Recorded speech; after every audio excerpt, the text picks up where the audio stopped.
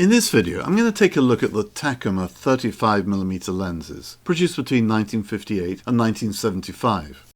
I'll describe the different lenses, explain their physical and optical characteristics, and discuss how good they are on today's digital cameras.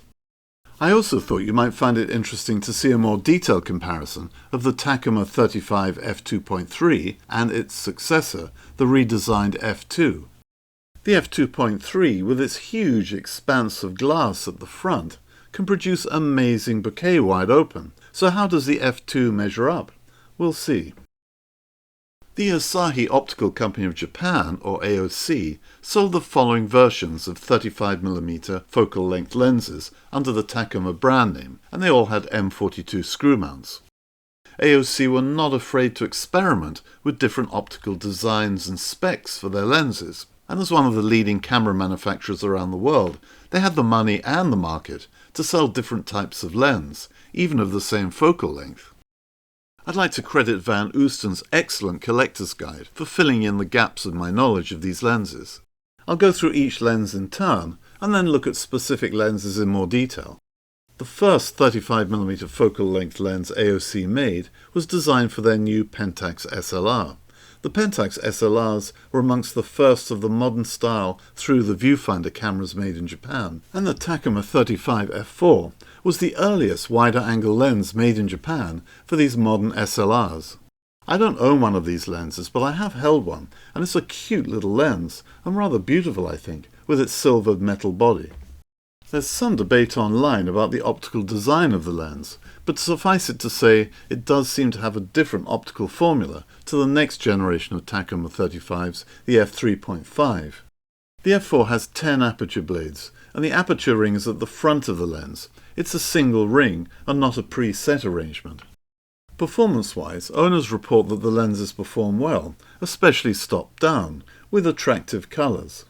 To me, it's always a pleasure to see photos from these lesser-coated lenses.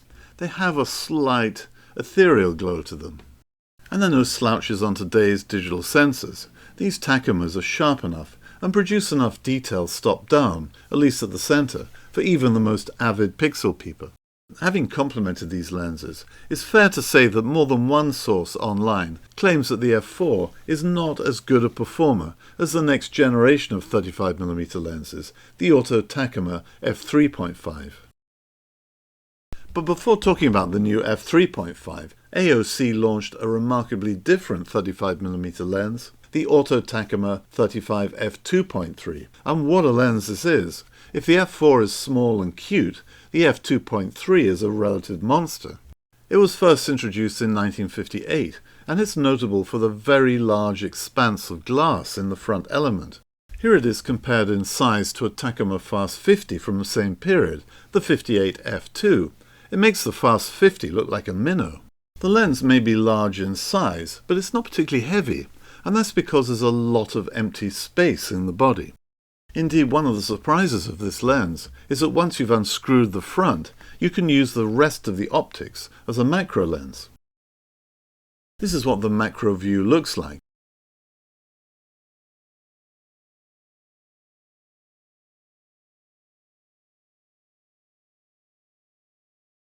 Another surprise is that you can easily reverse the front element of the lens and produce rather crazy swirly bokeh around the edges, while the in-focus objects in the centre retain a good degree of sharpness. In terms of the lens's optical design, it has 6 elements in 5 groups and 10 aperture blades. AOC introduced a cocking lever on the lens that allows photographers to focus while the lens is wide open, and then when you take a shot, the lens is automatically stopped down to your chosen f-stop. There were some cosmetic lettering differences between copies of the f2.3 lens, but essentially the lens retained the same optical configuration until production stopped in 1963. With all the elements in their normal positions, the lens produces very distinctive bokeh wide open. The outer focus highlights away from the centre have rather unusual shapes.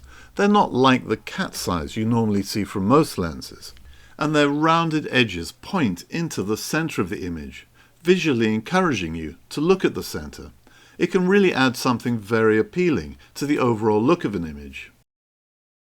Part of the magic of the lens, to me anyway, is how it flares. It can produce a veritable waterfall of flare in the right conditions.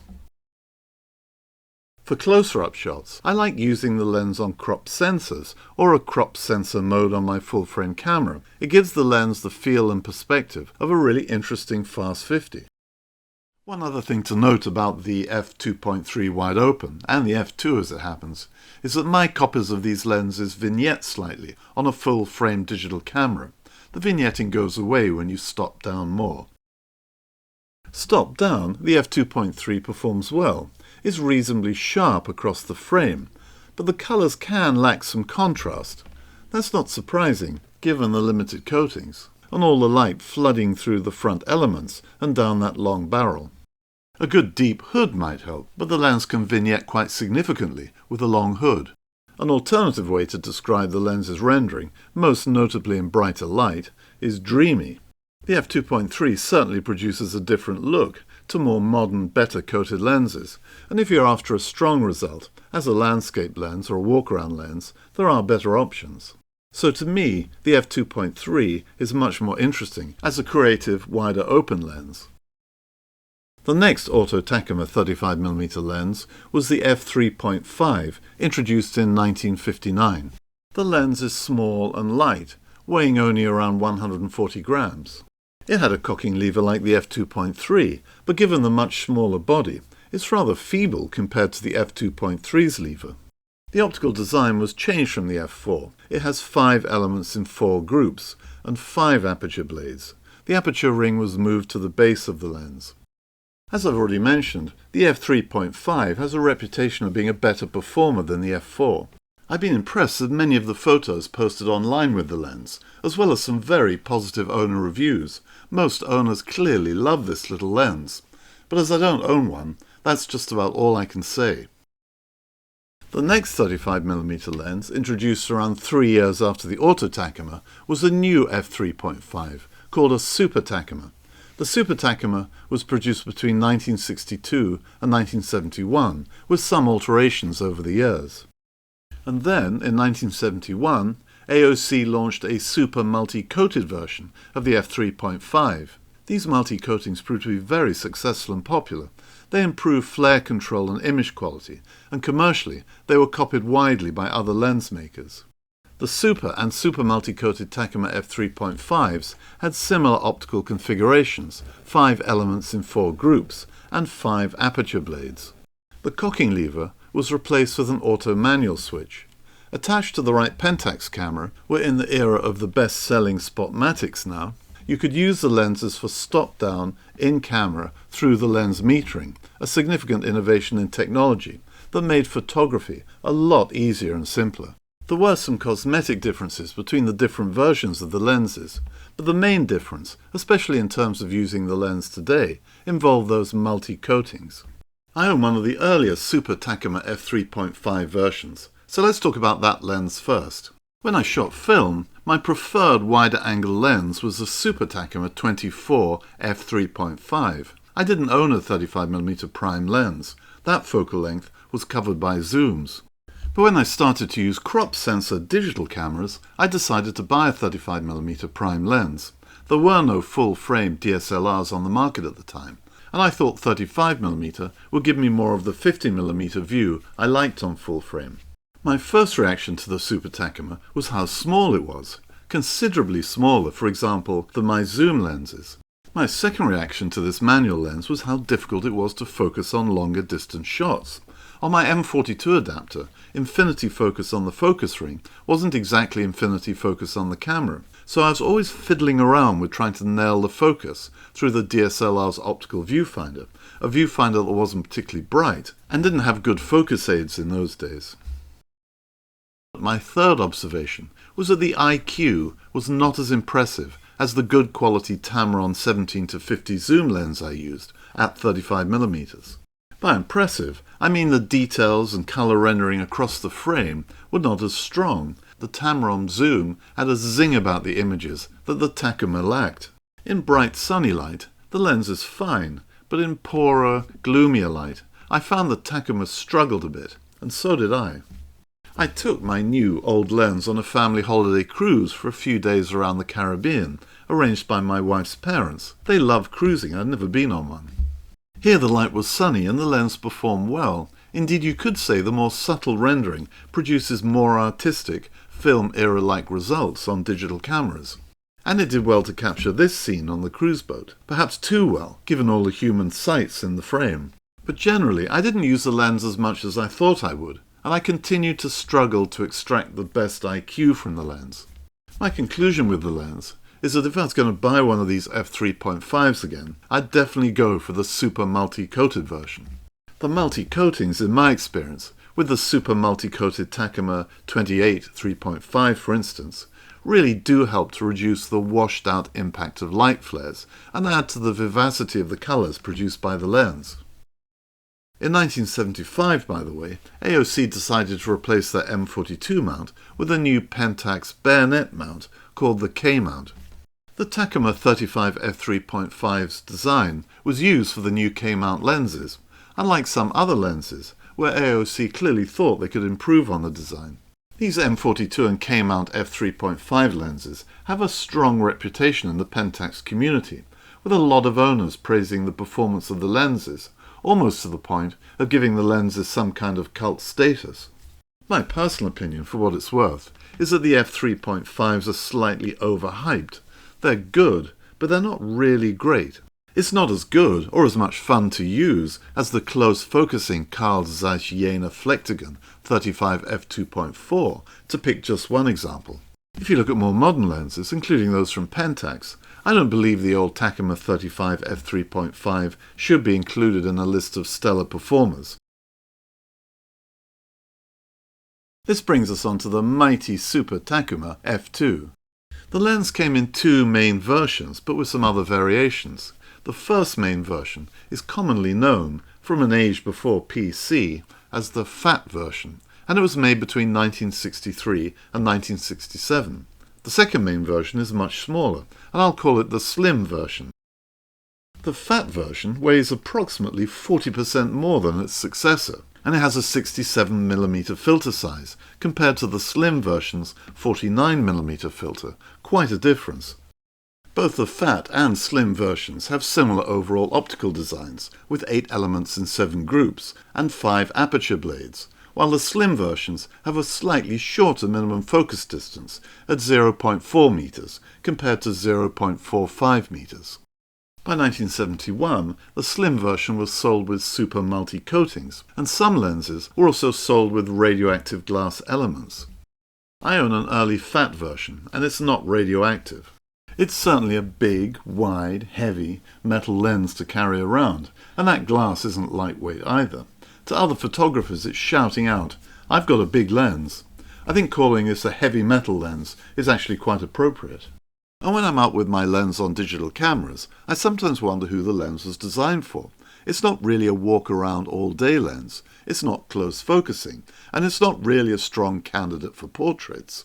But back in the film days, such a fast, wider angle lens would have been an advantage for low light situations indoors, particularly where you couldn't use a flash. Whatever, I'm not surprised they dropped the fat version for the much less bulky version later. In terms of using the lens, one big advantage of this big fast aperture is you get a nice bright view through the viewfinder, and typical of Takumars of this era, the focus ring and the aperture ring work beautifully smoothly. I actually enjoy using the lens. It's a real event taking it out on a shoot. It reminds me of taking out the heavy Helios 40. You know you're using a serious beast of a lens. I'll cover the lens's performance wide open in the next section when I compare it with the f2.3. Stop down a little, or a lot, the lens performs well. It's sharp at the centre, and the colours in good light are good. Not very contrasty, but good enough.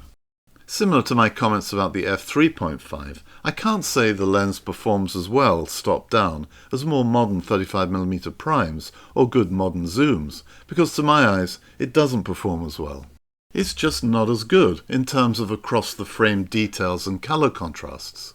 But if you want a lens with a more subtle character, and you're less enamoured with high-definition, over-saturated digital images, then it has its strong plus points stopped down. I've not used the later slim versions, but I've read some mixed reviews about how well the lenses perform, from great so not particularly great.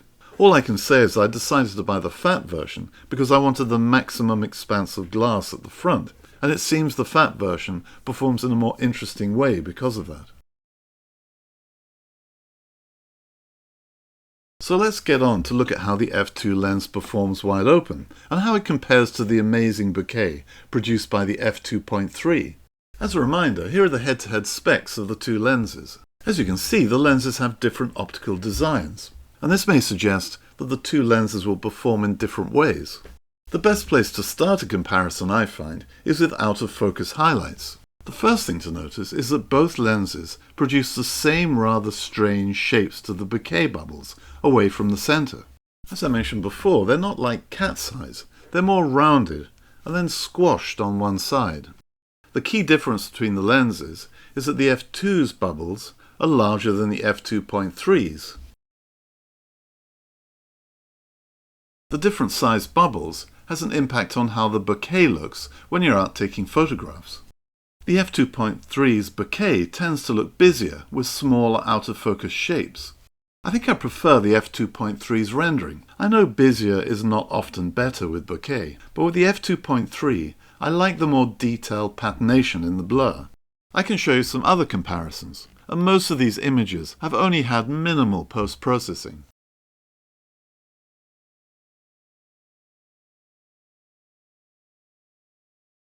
As a matter of interest, I've added the Super-Takumar 35 f3.5 for this particular scene.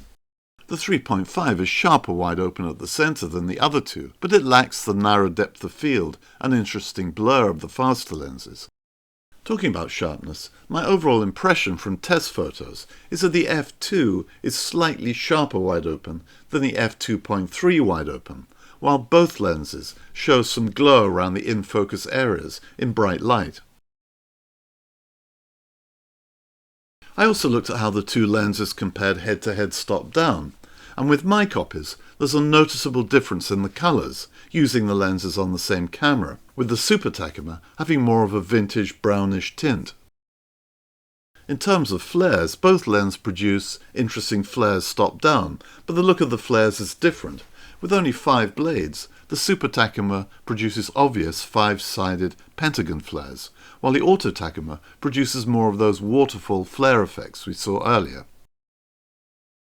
After reviewing these comparisons, and after starting this video, I've reluctantly sold my Super-Takumar to fund other projects, and I've kept the Auto-Takumar. It's a lighter lens to carry around, and its bokeh is full of character and interest. The Super-Takumar has similar rendering, so I didn't feel I needed both lenses. So that's my review of the Takumar 35mm lenses. I hope you found it useful. By modern digital standards, none of these lenses have a especially high IQ, but they make up for this with the character of their images, and the f2.3 and f2 in particular are capable of extraordinary and unique bokeh. I'd be very interested to read your comments and experiences with the lenses.